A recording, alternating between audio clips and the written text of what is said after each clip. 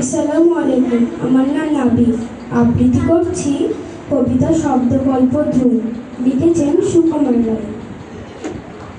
ঠাস ঠাস ধ্রুমগ্রাম শুনে লাগে খটকা, ফুল ফোটে তাই বলে আমি ভাবি পটকা।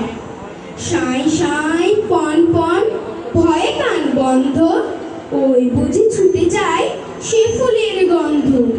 হুড়মুড় ধুপধাপ ও কি শুনি ভাইরে, দেখেছ না হিম পরে যেও না কো বাইরে। চুপ চুপ ওই শোন ঝুপ ঝাপ ঝপাস, চাঁদ বুঝি ডুবে গেল গপ গপ গপাস। ঠ্যাস ঠ্যাস ভ্যাজ ভ্যাজ রাত কাটে ওই রে, দুর্দার চুরমার ঘুম ভাঙে কই রে। ঘর ঘর ভন ভন ঘুরে কত চিন্তা, কত মন নাচে শোন ধেই ধেই চিন্তা। ঠুং ঠাং ঢং ঢং কত ব্যথা বাজে রে, ফট ফট বুক ফাটে তাই মাঝে মাঝে রে।